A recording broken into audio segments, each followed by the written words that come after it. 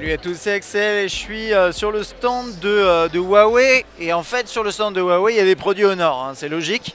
Et il y a ce petit Honor Magic.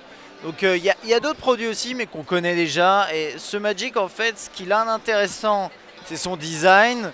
Ce qu'il a de moins intéressant pour nous, c'est qu'il n'est pas disponible chez nous. Il est disponible uniquement en Chine pour 500 € à peu près. Au niveau des specs, on a un 5.09 pouces, 5 pouces on va dire. C'est, si je me trompe pas, c'est de l'AMOLED. Alors j'ai pas la liste, ouais si c'est bon. AMOLED en 1440 par 2560. On a un Kirin 950, on a 64 Go de RAM. Oui, ça ferait un petit peu beaucoup. 64 Go de mémoire interne et 4 Go de RAM. Dual APN à l'arrière, 12 mégapixels. Je sais pas à quoi il sert exactement, mais on le verra dans un instant. 8 mégapixels à l'avant. Un scanner d'empreinte digitale juste en dessous là.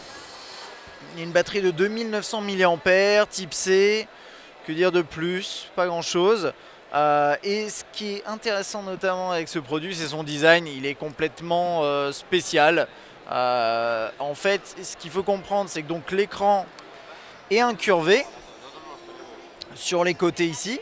Donc, mais vraiment beaucoup plus. C'est beaucoup plus marqué que sur un Galaxy S. Un Galaxy S7 Edge par exemple, ce genre de produit. Et c'est incurvé sur tous les angles en fait, voilà.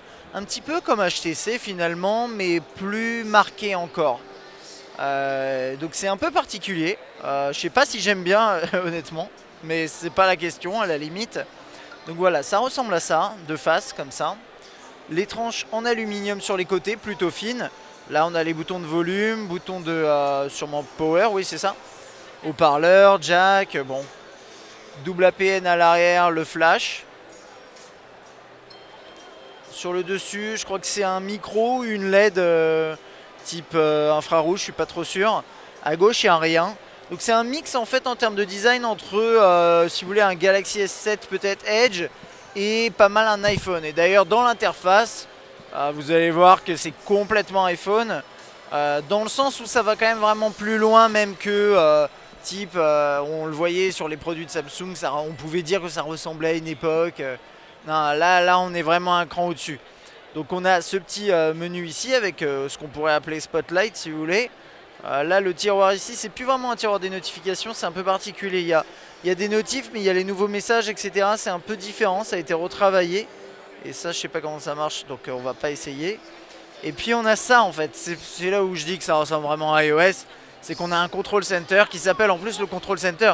Et c'est génial en fait comme fonction parce qu'en soi, je trouve que dans iOS c'est une bonne fonction.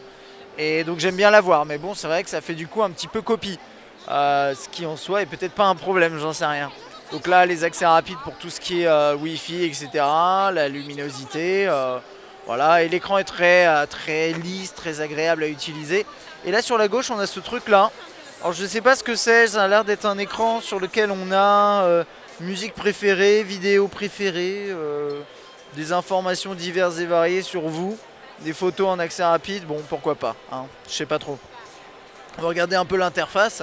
Interface en plus qui est propre, hein, c'est une sorte de flat design vraiment clean. Alors par contre il n'y a pas vraiment de bouton retour, je sais pas. Ça c'est pour revenir en arrière d'un cran. Mais est-ce que si je fais... ah ouais, ça se passe là-haut à mon avis. Tout doit se passer là-haut, type iOS en fait. Je pense que c'est vraiment ça. Hein. Alors, je veux pas dire de bêtises. Au niveau de l'APN, ça ressemble à ça. Donc là, hein, c'est du classique. Quelques fonctions là. Ouais, non, rien de particulier. Là-bas, on a les modes. Mode pro, vidéo, mode pro en vidéo. Ça, c'est un truc que j'ai vu ailleurs aussi, je sais plus où. J'oublie à chaque fois. Mais qui est chouette, j'aime bien ça, c'est une bonne fonctionnalité. Voilà, donc je sais pas, moi je trouve que ça a l'air sympa. Pourquoi tous les produits pas mal sont pas dispo chez nous? C'est pas tout à fait vrai, hein. Je vais pas exagérer non plus.